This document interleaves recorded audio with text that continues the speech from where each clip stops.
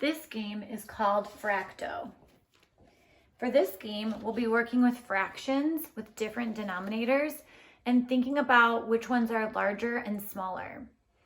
You will want to play against a buddy for this game. I don't have anybody else to play with in my house today, so I'm going to be playing against my imaginary friend Dinosaur.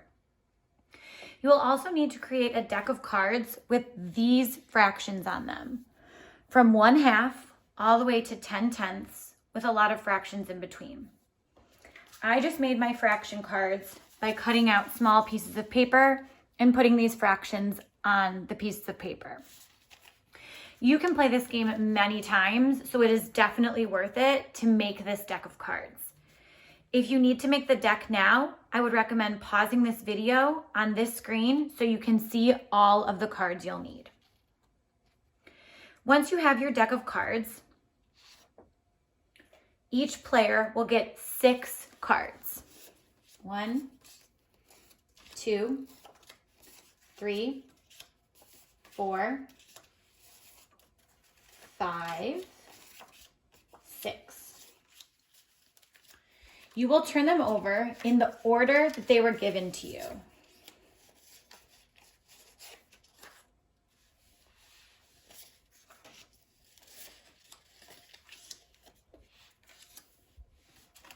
And I'm going to make Dinosaur's face us so that we can see what he has, since we're playing for both teams right now.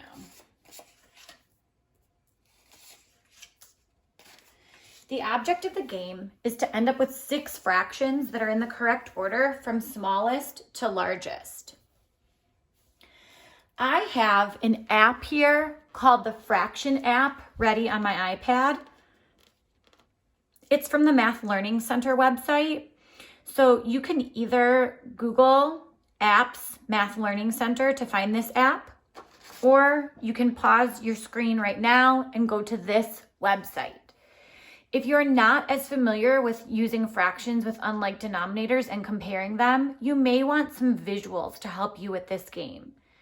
If you do want those visuals, this is a great app to help you because you can create different fractional amounts. So if I was going to compare 2/3, which is one of my cards, to 3/10,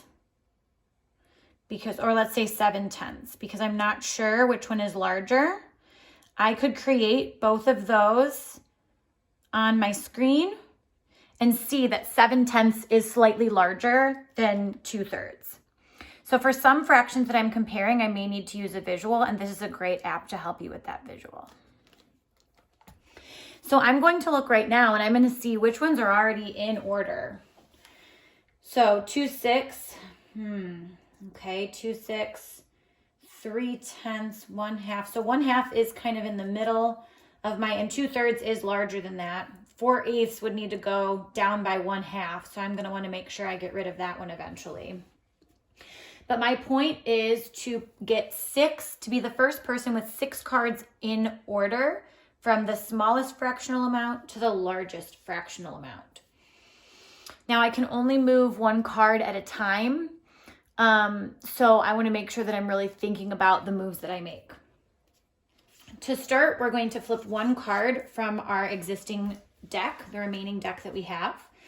And I'm going to go first. So I can either choose to take this card for my deck or for my collection, or I can choose one from the stack. So I'm actually going to take this card because I know that 5/8 is more than... Oh, wait, do I want to take that card? I don't know, because I was thinking I might want to replace it with 2/3, but 2/3 is already in a good place. So I'm actually going to take one from the pile. 6/8. Okay. I know that 6/8 is going to be more than 1/2 because 1/2 would be 4/8, but it would be less than 2/3 because 2/3 would be 6/9. So I actually don't think I want this card. I'm going to put it back.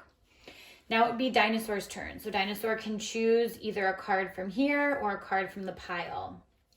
So let's see, dinosaur might want to end up with something that he knows is, well, he has 2 holes here. So he actually could leave these 2 holes where they are because that is the largest fractional amount we can get in this deck. But he might flip a card over, 8/9. Now he knows that that is a little bit less than a hole. And 1/3 is less than 4/10, so he doesn't want that 1/3 there. So he might choose to replace 8/9 with, or 1/3 with 8/9, and then discard this card. So right now, dinosaur has these 4 cards are all in a good order. Now, 1/8 is less than 4/10, so if he gets something that's even less than 1/8, he could beat me. So I have to, and again, if you don't know how to compare these fractions, I'm thinking about fractional benchmarks. I'm thinking about what I know about equivalent fractions and how they relate to half. But if you don't know, you can create fractions on this app as well. So I'm going to get my app actually ready for the next one, just in case I need it. So I'm going to take this 1/3 because I think that 1/3 is less than 1/2.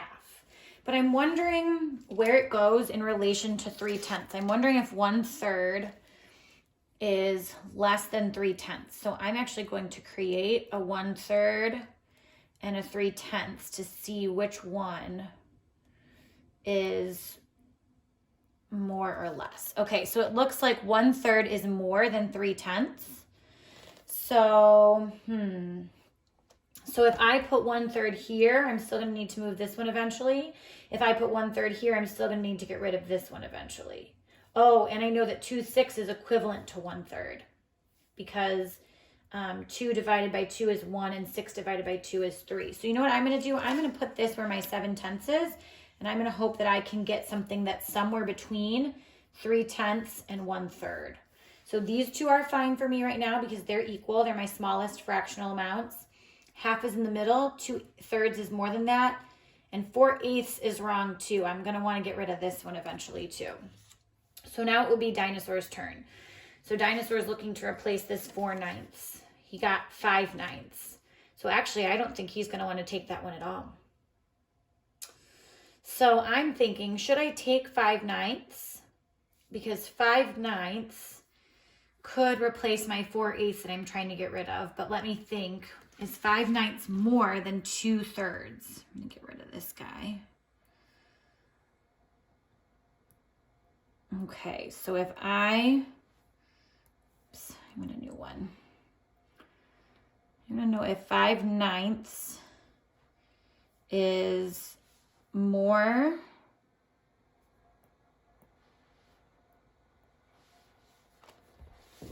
or less than 2/3.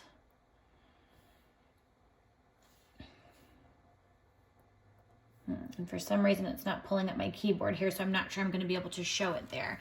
But if I use what I know, 5/9, okay, so 2/3 would be equivalent to how many ninths? Well, 2/3 would be equivalent to 3 times 3 is 9, so 2 times 3 is 6, so 6/9. So I don't want this 5/9 either because it's not more than 2/3. So I'm going to take a new one.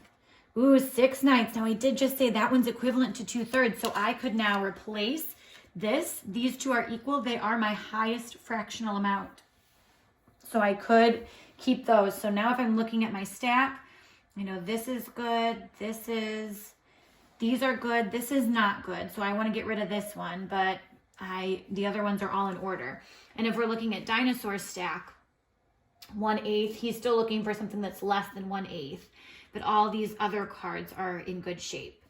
So he's hoping that he gets something less than 1/8. He didn't. I don't want this 2/6, but not this 2/6. I don't want this 3/10 here, but I know that 7/9 is more than that. I want something that's between 1/3 and 1/2. That is not, so I'm not going to take that one. 1/4. Okay, 1/4 I know is less than 1/3. So, I'm actually going to, nope, I'm not going to take this one. Okay, so now it's dinosaur's turn. He could take 1/4, but that's not less than 1/8, so he probably doesn't want it. 2/4 is also not less than 1/8. So he's not going to want that one. Now, if I see 2/4, I might be thinking, ooh, 2/4 is equivalent to 1/2. So I could take this one. And I think that all my fractional amounts are in order now. So 2 6 and 1/3 are equal. They're my smallest. These two are my next largest. And then these two are my biggest. So I think I have these all in order. Now, if Dinosaur wasn't sure, he could check my thinking, or he could use the fraction app to check my thinking too and build some models to check me. I happen to end up with some equivalent fractions. You can keep those next to each other and they would still be in a fine order. You might not end up with any equivalent fractions in yours though, so you'll have to see what you end up with. Now we can shuffle our cards and play again. Good luck, have fun.